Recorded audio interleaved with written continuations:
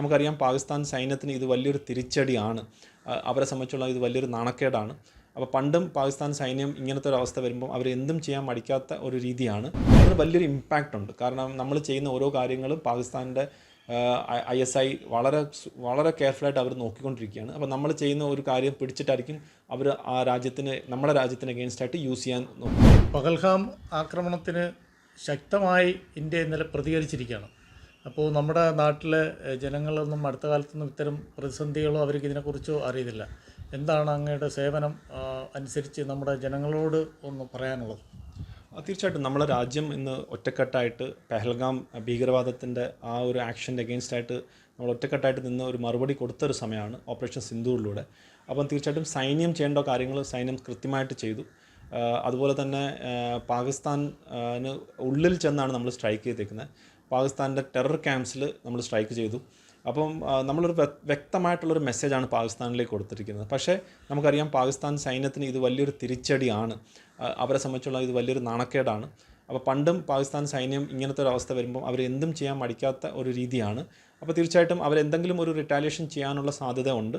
അതുകൊണ്ടാണ് നമ്മുടെ ഫോഴ്സസും വളരെ തയ്യാറായിട്ട് ഡിപ്ലോയ്ഡായിട്ട് നിൽക്കുന്നത്. അത് എയർഫോഴ്സ് ആയാലും ആർമി ആയാലും നേവി ആയാലും ഓൾറെഡി ഡിപ്ലോയ്ഡാണ്.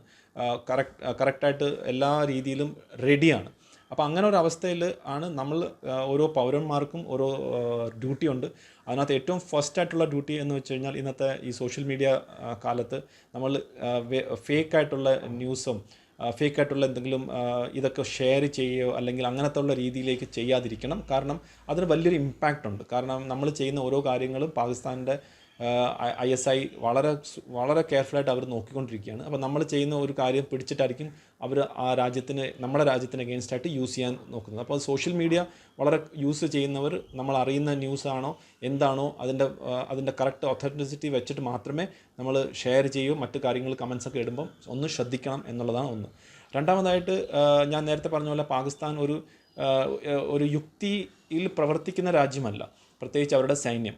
അപ്പോൾ അങ്ങനത്തെ രീതിയിൽ എന്തെങ്കിലുമൊക്കെ ഒരു അറ്റാക്ക് വരാനുള്ള സാധ്യത ഉണ്ടെങ്കിൽ നമ്മൾ ഇന്നലെ തന്നെ ഗവൺമെൻറ് പറഞ്ഞ പോലെ സിവിൽ ഡിഫൻസിൻ്റെ കുറച്ച് കാര്യങ്ങൾ ചെയ്യാനുണ്ട്. അപ്പോൾ ആ രീതിയിലുള്ള ഗവൺമെൻറ് പറയുന്ന നിർദ്ദേശങ്ങൾ അതേപോലെ അനുസരിച്ച് അതേപോലത്തെ ഒരു റെസ്പോൺസിബിൾ സിറ്റിസൺ എന്നുള്ള നിലയിൽ പ്രവർത്തിക്കണമെന്നാണ് നമ്മൾ ഇതിനകത്ത് പറയാനുള്ളത്. മൂന്നാമതായിട്ട് വലിയ രീതിയിലുള്ള പേടിയോ അല്ലെങ്കിൽ അങ്ങനത്തെ ഉള്ള ഒരു യുദ്ധഭീതി ഒന്നും ആവശ്യമില്ല. കാരണം നമ്മളെ സൈന്യവും നമ്മളിന്ന് പഴയ ഭാരതമല്ല, പുതിയ ഭാരതത്തിൽ ഇതെല്ലാം നേരിടാനുള്ള കഴിവുണ്ട്.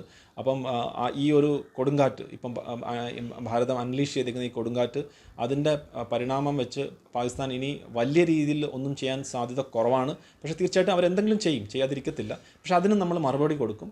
അതിനായിട്ടുള്ള ഒരു രീതിയിലേക്ക് പോകും. പക്ഷേ നമ്മൾ ഭാരതത്തിൻ്റെ ഉള്ളിൽ ഒറ്റക്കെട്ടായിട്ട് നിന്ന് നമ്മൾ ഈ പറഞ്ഞ കാര്യങ്ങൾ എന്തൊക്കെ നമുക്ക് സഹായം ചെയ്യാൻ പറ്റുമോ ആ രീതിയിൽ ഗവൺമെൻറ്റിനെയും സൈന്യത്തിനെയും ചെയ്യാൻ പറ്റുന്ന ഒരു മെൻറ്റാലിറ്റി വെച്ച് പ്രവർത്തിക്കാനാണ് പ്രത്യേകിച്ച് യുവാക്കൾക്ക് ചെയ്യാൻ സാധിക്കണം എന്ന് മാത്രമാണ് ഈ സമയത്ത് നമുക്ക് പൊതുജനങ്ങളോട് പറയാൻ എൻ്റെ ഒരു അപ്പീൽ.